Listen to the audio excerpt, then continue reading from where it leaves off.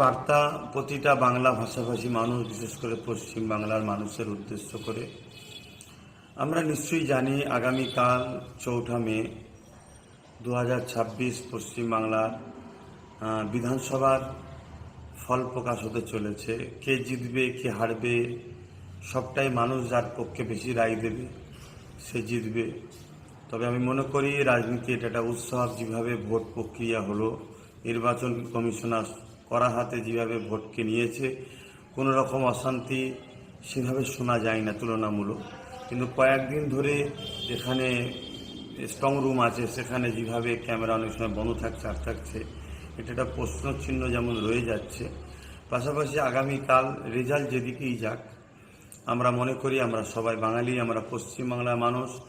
দেশ মানুষকে অধিকার দিয়েছে, তুমি তোমার পছন্দের ক্যান্ডিডেট এবং পছন্দের দলকে তুমি পছন্দ করবে, সাপোর্ট করে ভোট দেবে। এটা ভারতবর্ষের একটা সৌন্দর্য। এই সৌন্দর্যতে যে যাকে পছন্দ হয়েছে ভোট দিয়েছে, এটাকে নিয়ে যেন কোনো রকম হিংসা আনা হয়। বিশেষ করে আইএসএফের পক্ষ থেকে যারা দাঁড়িয়েছেন তাদেরকে উদ্দেশ্য করে বলবো, আমি আশা রাখি এবং মহান স্রষ্টার কাছে দোয়া রাখি আপনারা খুব ভালো রেজাল্ট করবেন, শেষ পর্যন্ত টিকে থাকবেন। তথাকথিত কিছু মিডিয়ার খবর দেখে যেন নিজেদের মধ্যে মতানৈক্য তৈরি করবেন না, বেরিয়ে চলে আসবেন না, শেষ পর্যন্ত থাকবেন। কেন চারিদিকে কান পাতলে যেটা দেখা যাচ্ছে, 15 বছর মানুষ ভোট দিতে পারেনি, ভোট দিতে পেরেছে। এবং নওশাদ সিদ্দিকী যে মানুষের জন্য, দেশের জন্য এবং সংবিধানকে সামনে রেখে যে কাজ করছে, তাতে সর্বশ্রেণী সর্বধর্মের মানুষ নওশাদের উপর একত্র হয়েছে। তাই ব্যাপকভাবে যে ভোটটা পড়েছে, কোনো জায়গায় 92, 95, 98% তাতে আশা রাখা যাচ্ছে। এবং কান পাতলেও শোনা যাচ্ছে যে আইএসএফ যে জায়গায় দিয়েছে খুব ভালো রেজাল্ট করতে চলেছে। তাই আপনারা শেষ পর্যন্ত থাকবেন এবং আশা রাখবো। দুটো কথা আপনাদেরকে বলবো, নিশ্চয়ই আপনারা, আমি সবাই জানি, লক্ষ লক্ষ মানুষ এখন তাদের নাগরিকত্ব ভোটার তালিকা অনিশ্চিত হয়ে আছে।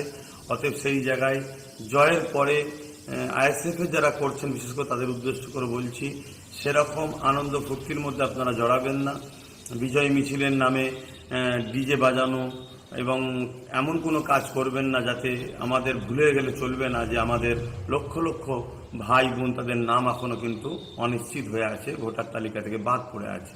যতক্ষণ না তাদের ভোটার তালিকাতে আমরা আন্দোলন করে, লড়াই করে, আইনি সহযোগিতা নিয়ে তাদেরকে ভোটার তালিকায় নাম নিয়ে আসতে পারছি, ততক্ষণ আমাদের এই কাজ কিন্তু এখনও মাথার উপরে রয়েছে জিম্মা হিসাবে।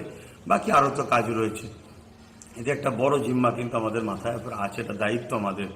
পাশাপাশি এটাও বলবো, জয় আপনাদেরকে দিক, মহান স্রষ্টায় দোয়া করি। কিন্তু জিতার পরে আপনারা যেন খবরদার, বিগত দিন জানি আপনাদের উপরে 21 পঞ্চায়েত এবং লোকসভায় 21 থেকে শুরু করে 23-এ 24-এ যেভাবে জুলুম অত্যাচার হয়েছে, সেটা খুব ভালোভাবেই জানি। কিন্তু আমরা তো সমাজ পরিবর্তন করতে এসেছি বা এসেছেন, তাই প্রতিশোধ নয়, মানুষকে ভালোবাসা দিন।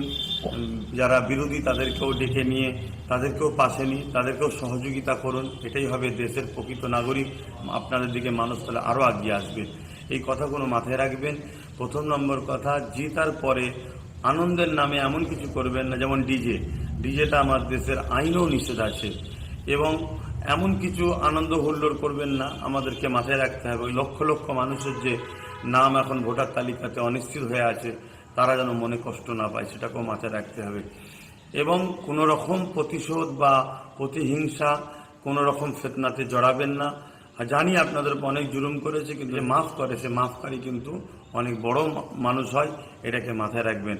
আশা রাখছি আপনাদের জয় কামনা করছি মহান স্রষ্টার কাছে। বিশেষ করে আইএসএফ যেসব জায়গায় দিয়েছে তাদের আল্লাহ যেন জিতায়, মহান স্রষ্টার অনেক ভালো রেজাল্ট করায়, এই দোয়া করছি। সকলে নিজের কাজ দায়িত্ব নিয়ে পালন করবেন, কোনোভাবে বিচলিত হবেন না, কোনো রকম গুজবে কান দেবেন না, কোনো রকম প্ররোচনায় পা দেবেন না। তথাকথিত গদি মিডিয়া বিগত সময় যেসব করেছে, রেজাল্ট বাইর হওয়ার আগে দেখিয়ে দিয়েছে অনেক সিট অমুক আগিয়ে আছে, এরকম কোনো খবরে গুজবে কান দিয়ে নিজেদের মনকে ভেঙে ফেলবেন না। আশা রাখছি আপনারা সুস্থভাবে কাজ করবেন। ভালো থাকেন।